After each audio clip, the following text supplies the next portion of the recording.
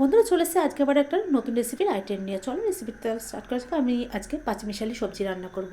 পাঁচমিশালি সবজি দিয়ে আর কচি কচি ডাঁটা দিয়ে। পাঁচমিশালি সবজিগুলোকে আমি কেটে ধুয়ে নিয়েছি। কড়াইটা বসিয়ে দিয়েছি। কড়াইটা আমি সর্ষের তেলটা গরম হলে তেলের ভেতরে হচ্ছে গোটা জিরে, পাঁচফোড়ন, শুকনো লঙ্কা, তেজপাতা আর কিছুটা বড়ি ওর ভেতরে দিয়ে দিয়েছি। আর একটু আদা থেতলে আমি ওর ভেতরে দিয়ে দিয়েছি। আর কয়েকটা চেরা কাঁচা লঙ্কা আর একটা টমেটো দিয়ে ফোড়নটাকে ভালো করে ভেজে নিয়েছি। ভেজে নেওয়ার পর সমস্ত সবজিগুলো ওর ভেতরে দিয়ে বেশ খানিকক্ষণ আমি কষিয়ে নিয়েছি সবজিগুলো। তারপর কষানো হয়ে গেলে ওর ভেতরে স্বাদ মতো লবণ, হলুদ আর একটু চিনি দিয়ে দিয়েছি। চিনি দিয়েও খানিকক্ষণ কষিয়ে নিয়েছি। কষানো হয়ে গেলে পরে তারপর আমি ডাঁটাগুলো কাটা ছিল ডাঁটাগুলো দিয়ে দিয়েছি। ডাঁটাগুলো দিয়ে বেশ খানিকক্ষণ নাড়ে চাড়িয়ে নিয়েছি। তারপর নাড়ানো চাড়ানো হয়ে গেলে, কষানো হয়ে গেলে পরে তখন আমি ওর ভেতরে একটু জিরে গুঁড়ো, একটু ধনে গুঁড়ো আর কাশ্মীরি লঙ্কার গুঁড়ো দিয়ে দিয়েছি কালারের জন্য।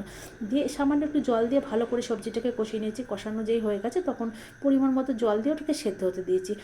সেদ্ধ যেই হয়ে গেছে তখন আমি ওর ভেতরে একটু ধনেপাতা দিয়ে নামিয়ে নিয়েছি। বন্ধুরা গরম গরম এই পরিবেশন করেছি। খেতে এত সুন্দর হয়েছিল এই পাঁচমিশালি সবজিটা, ফোড়ঙে তোমাকে বলে বোঝাতে পারবো না। আর একটা বড় বিপদ হয়ে যাচ্ছিলো, যেহেতু কড়াইটা আমার উল্টে যাচ্ছিলো। বড়সড় বিপদের হাত থেকে বেঁচে গেছি। নামানোর সময় একটুখানি আমি সবজি মশলা দিয়ে নামিয়ে নিয়েছি।